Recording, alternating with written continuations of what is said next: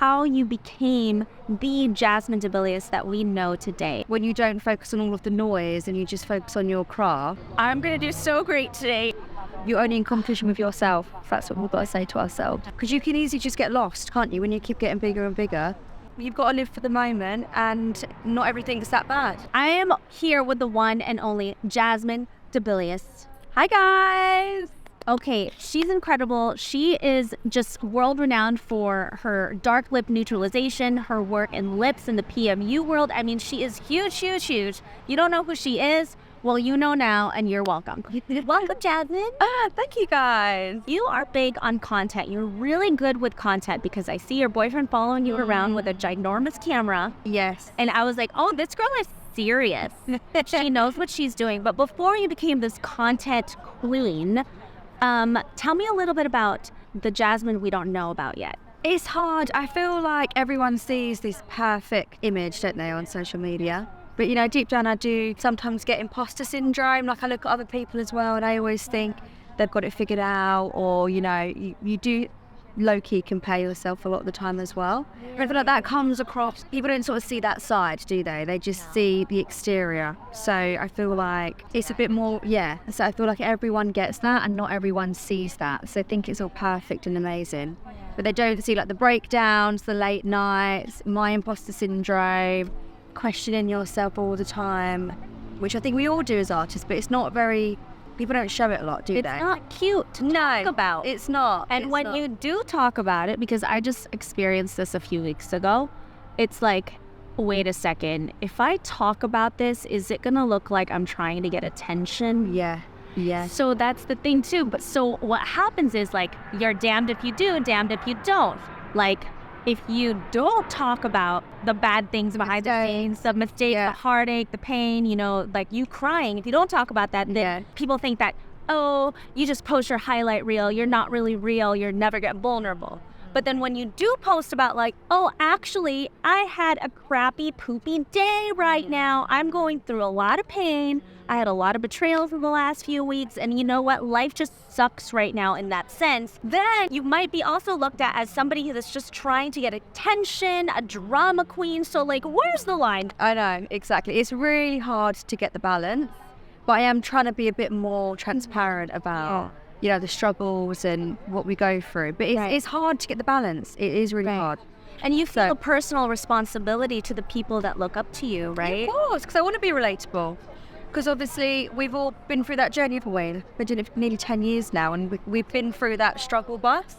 So I want to be more relatable, and that's what I'm working on at the moment. I hear you. That's what I'm working on. I get that comment sometimes, or feedback sometimes too, that it's like, you're too perfect. You're unrelatable. And so I decided to talk about it a little, and it felt so uncomfortable. Yeah. And then I had to preface it with, I'm not trying to get attention. No, I'm just telling you how I'm feeling. Telling you, because you guys always think that I just have it all together, and I don't. I really, really don't. Yeah, I get that.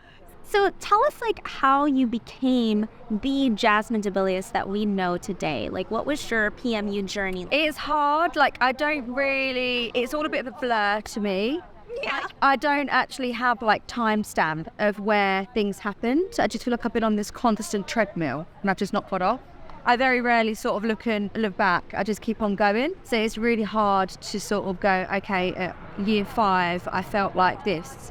So it's just a bit of a blur. But for me, all I've done is every day. So when I do clients, I say to myself, right, I'm going to do the best set of lips I've done. And I try to outdo myself from the day before. And I've just done that every day. And my work's just got better and better. And I feel like when you don't focus on all of the noise and you just focus on your craft, it just comes through naturally, I think. I haven't really had a strategy or anything. It's just happened. Just be in competition. Yeah, that's how I've done it. Do you feel like, because I try to do the same thing, you know, I just try to, oh my gosh, I'm such a control freak. I compete with myself. I do better in like different pockets of my life. It could be my marriage, and that's a pocket of achievement, right? My health, right? My habits, right? That's a pocket of achievement. My business, my parenting, my friendships, also my walk with Jesus. Like every single day, I just try to do a little bit better. Like I wake up in the morning and think, I'm going to do so great today. And all of the things. There's so many things you've got to do. There's so many. My skincare routine. Right. I'm going to do one more burpee than yesterday. But like I wake up every morning and I feel like, okay, today, and I pray, Lord, I want to be perfect. Let's let it be a perfect. Yeah. No, I get that. Which obviously like is a terrible prayer because it'll never, who's perfect. Yeah. But in all of these things, I just really, really try my best. And I pray that God supports me in like all of these different things that you're supposed to do really well in. And so, but yeah, that's my hope and prayer. And I think that stops me from comparing myself to someone else. Yeah. Because I'm so focused on yesterday's metric. Yeah. I totally get that. It's such a good way to be. You're only in competition with yourself. That's what we've got to say to ourselves. Wow. I like that. You're somebody with a lot of admirers and a lot of followers. Like, whenever you're creating content, because you just said like you're trying to be a little bit more vulnerable, right? So am I. Trying to get a bit more relatable. When you're creating content, is there like a specific type of follower or girl that you kind of like think about? Because like I do that when I'm creating content. I'm like, this is for her. For her. I know she needs this today. Like, who is that for you? Do you know what? I try to think of my younger self. That's what I try and do. I'm like, I'm trying to think of when I first started, when I was like a year in or 2 years into my career. That's who I'm trying to relate to. Because you can easily just get lost, can't you? When you keep getting bigger and bigger, you just have to go back to basics. And I do think of my younger self. Yeah. That's what I try and do. I struggle with that because sometimes for us at this point, I feel like it's like, oh, of course. It just seems like a no-brainer. But we forget that when we were younger, something to us that seems so basic, right, or just like, is actually like a cure for some people. Yeah. It's like the antidote to their pain. So what's something that like you and I might take for granted that you would say to your younger self? A reminder. A reminder for you now, something new for them. It's really hard. So it's really hard. Let's phrase it this way. Imagine you at your lowest point in your career, whatever that was. You don't have to share what it is. What advice would you give her? So you've got another day tomorrow to do it all again. If you've just had a bad day, just think, right, this day is done. I'm going to get up tomorrow and I'm just going to do it again, and it's a new day. That's what I would say. Because the smallest little things, say you have like loads of little things that are going wrong in the day and it's challenging, you've got difficult clients and you think, oh my God, it can really overwhelm you, can't it? And then you've just got to think, right, there's nothing I can do now. That's done. Let's just try again tomorrow. Love that. Yeah. What is your proudest accomplishment? I would say just getting where I've got to, with just being consistent. I think because you, like we were saying, you really forget where you come from. And I feel like you've just got to look at where you are, because we're always wanting the next thing, aren't we? Like, never being satisfied, it is a blessing and a curse. But I think, look at where you are. You probably dreamt of this moment. Yes. So again, you just got to really, that's what I always think of. Yeah. What are you most grateful for in this moment? Probably all the relationships and everything that I've sort of acquired. New friendships as well, like relating to people. Do you have a favorite quote? Just favorite quote, there is so many. I can't think off the top of my head. Book that's changed your life. The power one.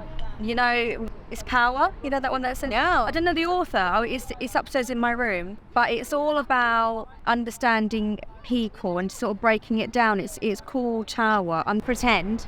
It's morbid, but I swear it's good. It's the last day of your life. Okay, you're gonna go to heaven in like 24 hours. Okay. There's a little box.